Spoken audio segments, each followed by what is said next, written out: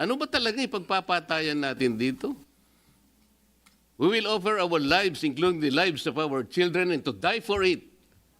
This is Philippine Coast Guard vessel conducting local routine maritime patrol within the Philippine Exclusive Economic Zone. Ano ba talaga ipagpapatayan natin dito? We will offer our lives, including the lives of our children, and to die for it, for something that is not even within our EEZ. Ang gawin natin po para madali, i-give up natin yung KIG. Membro ng Congress si Marcoleta yung pinasayan.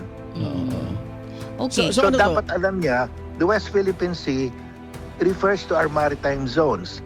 Ang maritime zones natin, 200 nautical mile from our archipelagic basin, plus the territorial sea of our islands outside the 200 nautical mile.